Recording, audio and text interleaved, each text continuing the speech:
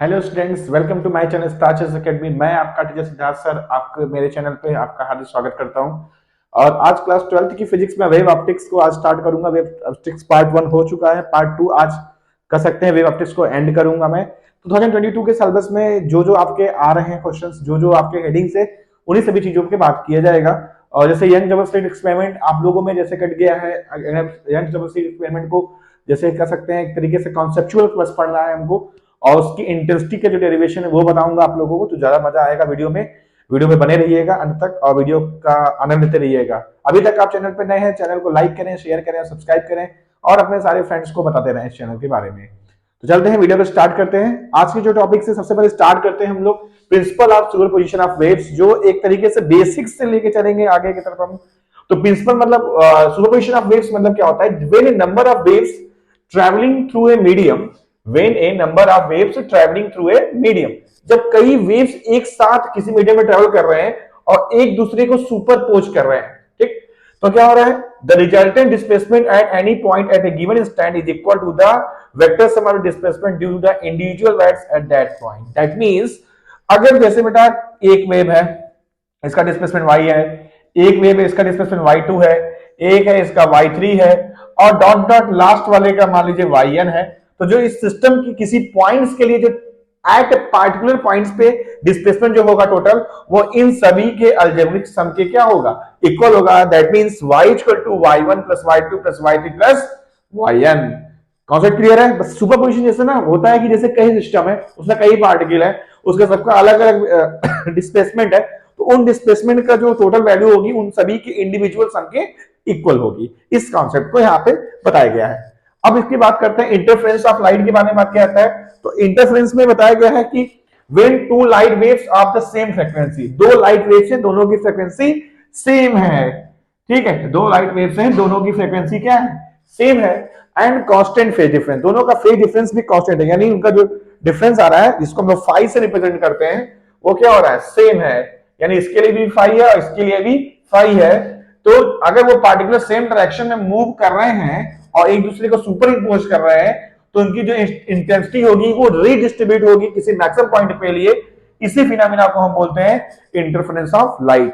तो बेटा इस जो कर सकते हैं टॉपिक्स, इस जो मैं बता रहा हूं पार्ट 2 में सबसे ज्यादा इंपॉर्टेंट आपका डिफ्रैक्शन है और उस पर सारे रिलेटेड क्वेश्चंस हैं। तो चलिए इसको वीडियो को पॉज कीजिए, स्क्रीनशॉट लीजिए। अब आपकी स्क्रीन पे condition for constructive and destructive interference के लिए बात किया जा रहा है। कंस्ट्रक्टिव या इंटरफेरेंस के लिए कैसे हम डेरिवेशन को सॉल्व करेंगे क्लास 12 की फिजिक्स में। हम सबसे पहले क्या करेंगे, कॉन्सेप्ट को सीखेंगे कि कंस्ट्रक्टिव के लिए हम मान लीजिए दो डिस्प्लेसमेंट है। लेट y1 इक्वल टू मान लीजिए आप a1 साइन ओमेगा टी, क्या मान लें? a1 साइन ओमेगा टी, और y2 इक्वल टू मान लीजिए a2 sine omega T plus 5। ये दो इंटरफेरेंस को याद कर लीजिए। y1 इक्वल टू क्या है? a1 sin ओमेगा टी, और y2 इक्वल टू क्या होगा? a2 sin omega T plus 5। बस इतने को आप याद कर लीजिए। अब देखिए डेरिवेशन का कमाल। अगर बेटा मैं बात करूं टोटल डिस्प्लेसमेंट के बारे में, अगर बात करूं टोटल डिस्प्लेसमेंट कितना होगा, अगर आप टोटल डिस्प्लेसमेंट देखेंगे तो y इक्वल टू होगा y1 plus y2। y equal to क्या होगा बेटा? y1 plus y2।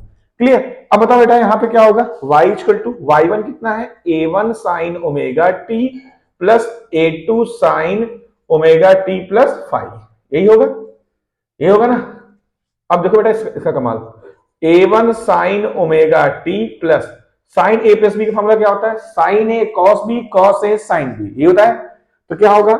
a2 sine omega T cos 5 plus a2 sine 5 cos omega T, मतलब a1 sine theta cos 5 cos theta sine, ऐसे करके तैयार करना है साइन a प्लस बी का फॉर्मूला। अच्छा बेटा देखो साइन ओमेगा टी दोनों में है, तो क्या करूंगा मैं? साइन ओमेगा टी को कॉमन कर दूंगा। क्या करूंगा कॉमन? Sign omega T. तो यहां क्या बचेगा बेटा? a1 प्लस a2 कॉस 5, और बाहर क्या बचेगा बेटा? Sine omega T. बेटा यहां पे क्या होगा? a2 sine 5 cos omega T.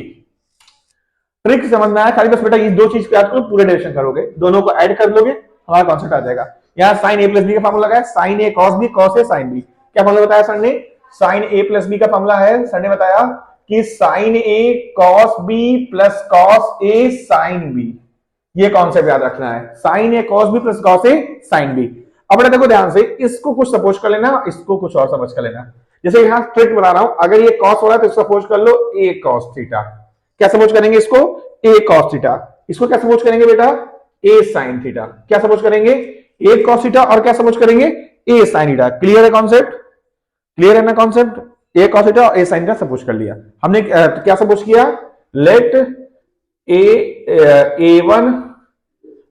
a1 plus a2 cos phi equal to a cos theta, और क्या हो गया? a2 sin phi equal to a sin theta. Equation first हो गया, equation second.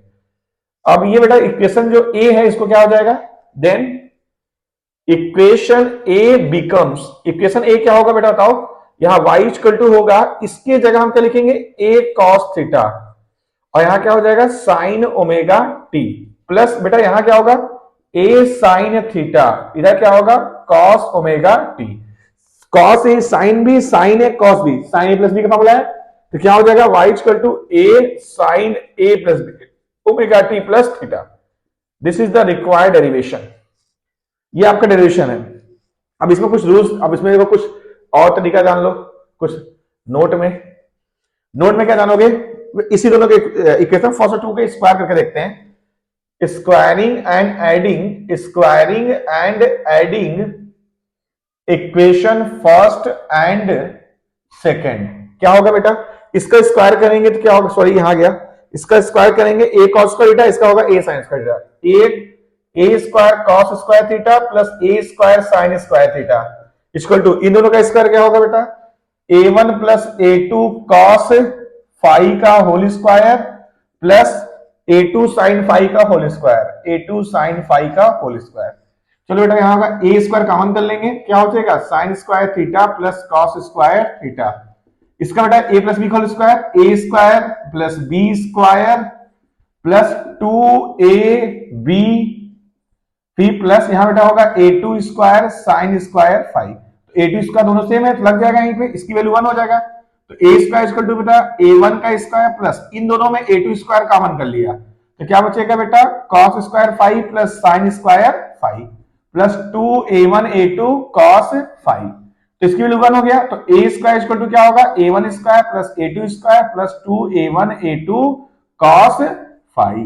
This is the resultant formula of amplitude of the any constructive or destructive interference। Clear है? अब बेटा बहुत ही इजी तरीके से लगाएंगे। अब हम लोग जानते हैं, वी नो दैट हम क्या जानते हैं? इंटेंसिटी ऑफ वेव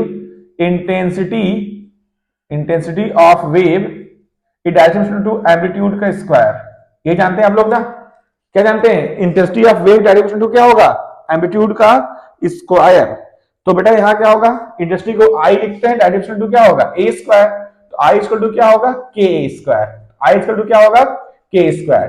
तो ये जो हमारा इक्वेशन आया है थर्ड, इसमें अगर मैं के से मल्टीप्लाई करूं तो एक नया फॉर्मूला क्या बनेगा? तो क्या होगा? फ्रॉम इक्वेशन थर्ड क्या मिलेगा बेटा? के ए स्क्वायर इक्वल टू क्या होगा? के ए1 स्क्वायर प्लस के ए2 स्क्वायर प्लस मतलब बेटा इसका क्या होगा? 2a1 a2 cos फाई का क्या होगा? फटाफट बताओ क्या हो सकता है 2a1 a2 cos फाई का? क्या लिखेंगे इसमें? क्या लिखेंगे? 2 रूट में k a1 और रूट में k a2 cos फाई। तो बेटा इसको क्या बोलते हैं? इंटेंसिटी। तो I इक्वल टू क्या होगा? I1 square plus I2 square, नहीं I1 होगा प्लस I1 होगा, सॉरी बताइए k a स्क्वायर का क्या होगा? फटाक से बताइए क्या होगा बेटा? यहां होगा I equal to I1 plus I2 plus 2 root में I1 I2 cos फाई। क्या होगा? I इक्वल टू क्या होगा बेटा? I1 plus I2 plus 2 root में I1 I2 cos phi. This is the required solution. अब इसी पे बेस्ड एक सीबीएसई बोर्ड का क्वेश्चन है, सीबीएसई का क्वेश्चन एक है, बहुत ही अच्छा है। दो प्लेन मोनोक्रोमेटिक वेव्स हैं जो कि सेम डायरेक्शन में सेम एम्पलीट्यूड में प्रोपोगेट हो रहे हैं। तो एक एम्पलीट्यूड क्या है? ए है, एक क्या है? 2a है। यानी a1 जो है वो a है और a2 जो है वो क्या है? 2a है। और उनके बीच का जो फेज डिफरेंस है वो पाई, जिसको बोलते हैं पाई बाई 3 है। तो बताइए कि एम्पलीट्यूड क्या होगा? एम्पलीट्यूड को निकालने का फॉर्मूला क्या है, सर ने बताया, ये देखो ए का स्क्वायर इक्वल टू क्या होता है, a1 square plus a2 square plus 2a1 a2 cos 5। तो a इक्वल टू क्या होगा, रूट में a1 square plus a2 square plus 2a1 a2 cos 5। तो a इक्वल टू बेटा रूट a1 स्क्वायर, a1 कितना है a, तो a का स्क्वायर, इसका क्या होगा 2a का स्क्वायर प्लस 2 इंटू a1 कितना है a, a2 कितना है 2a और cos 5 की वैल्यू कितना है पाई बाई 3। तो a का इक्वल टू क्या होगा, a का स्क्वायर प्लस 2a का स्क्वायर करेंगे तो 4a स्क्वायर प्लस 2 2 जा 4a स्क्वायर और cos पाई बाई 3, cos 60 की वैल्यू कितनी होती है 1/2, तो 2 2 जा हो जाएगा, यहाँ पे a इक्वल टू क्या होगा 4a square 5a square plus यहाँ क्या हो जाएगा बेटा 2a स्क्वायर, तो रूट में कितना होगा 7a स्क्वायर। तो a इक्वल टू क्या होगा बेटा 7 तो नहीं जाएगा, a बाहर हो जाएगा, तो इसकी वैल्यू होगा root 7a। Clear? So pause the video and take a screenshot. अब आपके स्क्रीन पे दिखाई दे रहा है जो हमारे कह सकते हैं वेव ऑप्टिक्स के लास्ट टॉपिक्स पे आ चुके हैं हम लोग, और इसी टॉपिक्स के बाद वेव ऑप्टिक्स खत्म हो जाएगा। फिर उसके बाद ड्यूअल नेचर है, एटम न्यूक्लियाई है और सेमी कैरेक्टरिस्टिक्स की वीडियोस आएंगे जो काफी ज्यादा इंटरेस्टिंग है और काफी ज्यादा मजा आने वाला है वीडियो को देखने में, तो वीडियो पे बने रहिएगा और देखते रहिए वीडियो में। आज हम लोग का टॉपिक्स क्या है, इसमें आगे देखते हैं क्या है, कोहेरेंट और इनकोहेरेंट सोर्स क्या होता है। बहुत ही अच्छा टॉपिक है और वाइवा वगैरह में बहुत ज्यादा पूछा जाता है कि ये कोहेरेंट या इनकोहेरेंट सोर्स क्या होता है। तो कॉमन सेंस से एक याद को दूसरा अपोजिट लगाओ, two sources of light which continuously emits light waves, दो लाइट सोर्स ऐसे हो जो एक साथ लाइट को इमिट्स कर रहे हो, वो भी सेम फ्रीक्वेंसी से या कांस्टेंट फेज डिफरेंस से, उसी को क्या बोलते हैं कोहेरेंट सोर्स। दो लाइट वेव्स हैं, दोनों एक ही कांस्टेंट फेज डिफरेंस से प्रोड्यूस हो रहे हैं, तो उसे क्या बोलेंगे कोहेरेंट, और उसी का अपोजिट जो होगा उसे हम क्या बोलेंगे इनकोहेरेंट। ठीक, मैंने क्या बोला, two sources of light which continuously emits light waves of same frequency, दो लाइट वेव्स हैं दोनों सेम फ्रीक्वेंसी से प्रोड्यूस हो रहे हैं with a constant phase difference, और भी सॉरी कांस्टेंट फेज डिफरेंस से मूव कर रहे हैं, तो इस फिनोमेना को हम बोलते हैं कोहेरेंट सोर्स।